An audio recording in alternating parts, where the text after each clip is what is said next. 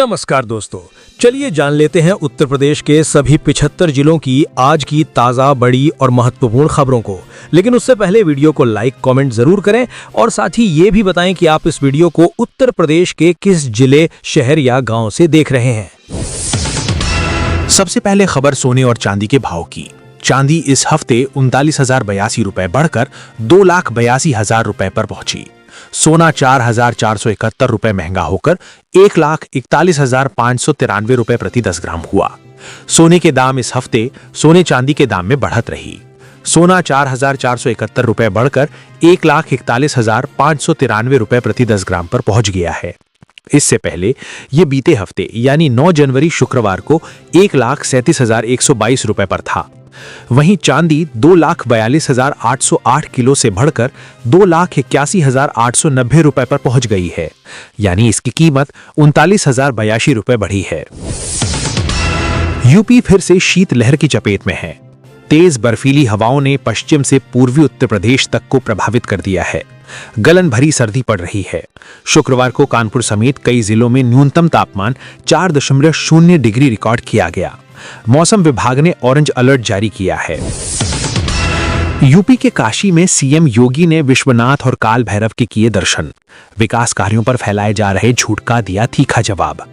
मुख्यमंत्री योगी आदित्यनाथ ने वाराणसी में काशी विश्वनाथ और काल भैरव के दर्शन किए। उन्होंने कांग्रेस पर काशी विश्वनाथ धाम के निर्माण के दौरान मंदिर तोड़ने की अफवाह फैलाने का आरोप लगाया। सीएम ने कहा कि मंदिरों का पुनरुद्धार हुआ है, तोड़ा नहीं गया। उन्होंने कांग्रेस से मां अन्नपूर्णा की मूर्ति वापस न लाने पर सवाल उठाया और कहा कि कांग्रेस विकास कार्यों में बाधा डाल रही है। यूपी के किसान भाइयों के लिए खुशखबरी। 22वीं किस्त की तारीख हुई घोषित। पीएम किसान सम्मान निधि की 22वीं किस्त कब मिलेगी, जाने पूरी अपडेट। किन गलतियों की वजह से अटक सकती है आपकी 22वीं किस्त, किसान यहां जाने पूरी डिटेल्स। पीएम किसान योजना की इस बार 22वीं किस्त जारी होनी है, पर क्या आप जानते हैं ये लाभ सभी किसानों को मिलेगा या नहीं? जिन किसानों का ई-केवाईसी नहीं हुआ है उनके लिए 22वीं किस्त का लाभ नहीं मिलेगा। 22वीं किस्त के लिए जल्द से जल्द अपना ई-केवाईसी करा लें। पीएम किसान योजना के अंतर्गत इस बार 22वीं किस्त जारी होनी है, जिसका योजना से जुड़े किसानों को इंतजार है। अब तक कुल 21 किस्तें जारी हो चुकी हैं और अब बारी 22वीं किस्त की है। योजना के तहत हर किस्त लगभग 4 महीने के अंतराल पर जारी होती है और 22वीं किस्त के 4 महीने का समय फरवरी में हो रहा है। इसलिए माना जा रहा है कि फरवरी में ये किस्त आ सकती है। हालांकि अभी आधिकारिक जानकारी का इंतजार है। यूपी के लोगों के लिए बड़ी खुशखबरी। आधार सेवा केंद्रों पर विशेष व्यवस्था, आसानी से अपडेट कराएं बायोमेट्रिक। 12 जिलों के आधार सेवा केंद्रों पर अनिवार्य बायोमेट्रिक अपडेट के लिए विशेष व्यवस्था की गई है। इसके लिए ना तो अपॉइंटमेंट लेना पड़ेगा और ना ही कतार में लगना होगा। केंद्रों पर 2 काउंटर सिर्फ इसी के लिए बनाए गए हैं। काउंटर पहुंचिए और बायोमेट्रिक अपडेट कराइए। यूपी में कुछ मंत्रियों की हो सकती है छुट्टी, कई नए चेहरे मंत्री पद की रेस में शामिल। उत्तर प्रदेश मंत्रिमंडल का विस्तार अगले सप्ताह होने की संभावना है, जिसमें 6 पद खाली हैं। कुछ मंत्रियों को हटाया जा सकता है, जबकि कई नए चेहरे शामिल होंगे। जातीय समीकरणों को ध्यान में रखते हुए नोएडा विधायक पंकज सिंह और दादरी विधायक तेजपाल नागर मंत्री पद की दौड़ में है। यूपी के चित्रकूट में आज रात 12 बजे से ट्रैफिक एडवाइजरी जारी, जाने रूट डायवर्जन और नो एंट्री। मौनी अमावस्या मेले के लिए चित्रकूट में 20 जनवरी तक व्यापक ट्रैफिक प्लान लागू किया गया है। लाखों श्रद्धालुओं की संभावित भीड़ को देखते हुए करवी नगर में भारी वाहनों का प्रवेश प्रतिबंधित है। विभिन्न मार्गों पर रूट डायवर्जन किया गया है, जिससे श्रद्धालुओं को सुगम आवागमन मिल सके। पुलिस अधीक्षक अरुण कुमार सिंह ने बताया कि खदानें और क्रशर प्लांट भी बंद रहेंगे। यूपी के पूर्व मुख्यमंत्री अखिलेश यादव ने भाजपा सरकार पर हमला बोला। अखिलेश यादव ने कहा, भाजपा में जितने मंदिर टूटे उतने किसी राजा ने नहीं तोड़े। अखिलेश यादव ने उठाए सवाल। सपा प्रमुख अखिलेश यादव ने सरकार पर तीखा हमला बोला। उन्होंने आरोप लगाया कि भाजपा ने जितने पौराणिक मंदिर तोड़े उतने किसी राजा ने नहीं तोड़े। यादव ने स्वास्थ्य सेवाओं की बदहाली, कफ सिरप घोटाले, नोटबंदी और गंगा सफाई में भ्रष्टाचार का भी जिक्र किया। उन्होंने ईवीएम पर भी सवाल उठाए और कहा कि समाजवादी पार्टी ने लोकसभा चुनाव में भाजपा को हराया है। यूपी में नया बिजली कनेक्शन लेने वालों को बड़ी राहत। मीटर के लिए विकल्प खुद चुन सकेंगे। यूपी में बिजली का नया कनेक्शन लेने वालों को बड़ी राहत मिली गई है। मीटर का चुनाव खुद कर सकेंगे। ग्राहकों को स्मार्ट के साथ ही इलेक्ट्रॉनिक मीटर का भी विकल्प दिया गया है। बिजली कनेक्शन की दरों में non smart postpaid meter यानी इलेक्ट्रॉनिक मीटरों का भी विकल्प दिया गया है। कनेक्शन की दरें तय करने वाले आदेश में इलेक्ट्रॉनिक मीटरों के भी दाम नियामक आयोग ने तय किए हैं। पहले इनका मूल्य 872 रुपए था, जिसे घटाकर 768 रुपए कर दिया गया है। आदेश में इलेक्ट्रॉनिक मीटरों की मौजूदगी बरकरार रखे जाने के बाद नियमित उपभोक्ता स्मार्ट मीटरों के बजाय इलेक्ट्रॉनिक मीटर से कनेक्शन दिए जाने की मांग करने के लिए स्वतंत्र होंगे और बिजली कंपनियां इससे इनकार नहीं कर सकती। यूपी के 2 लाख परिवारों का सपना होगा पूरा। लिस्ट में ऐसे चेक करें नाम। उत्तर प्रदेश के शहरी इलाकों में पक्का मकान बनाने का सपना देख रहे लोगों के लिए राहत भरी खबर है। प्रधानमंत्री आवास योजना शहरी के लाभार्थियों को पहले किश्त मिलने की तारीख तय हो गई है।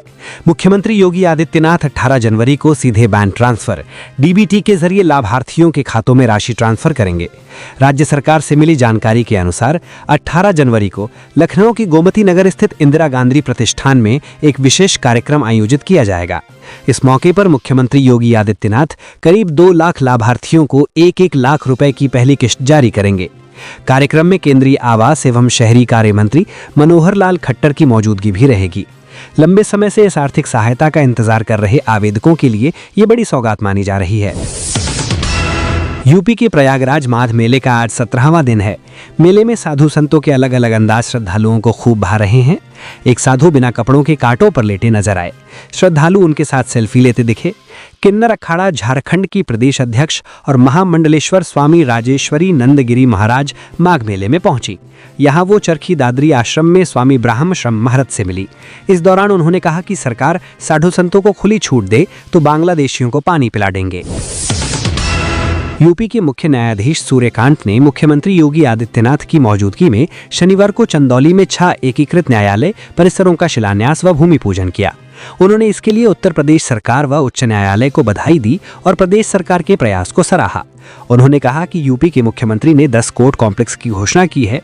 इसमें से 6 की स्थापना, शिलान्यास व भूमि पूजन का कार्य आज शुरू हुआ है। इसके बनने से यूपी सारे भारत में उदाहरण प्रस्तुत करेगा। यूपी की मतदाता सूची ड्रॉप लिस्ट में नाम न होने पर दे सकते हैं दावे आपत्तियां 6 फरवरी तक।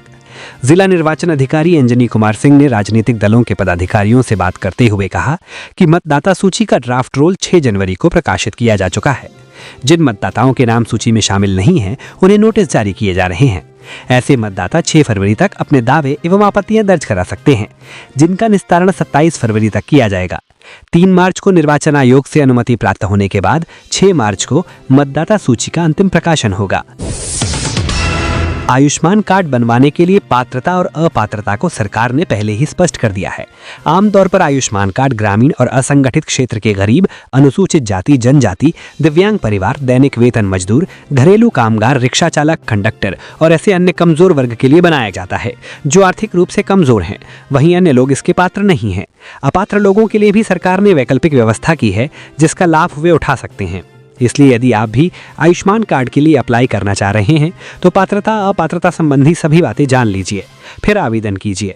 अन्यथा आपको कार्ड बनवाने या उसके उपयोग में कभी भी दिक्कत हो सकती है।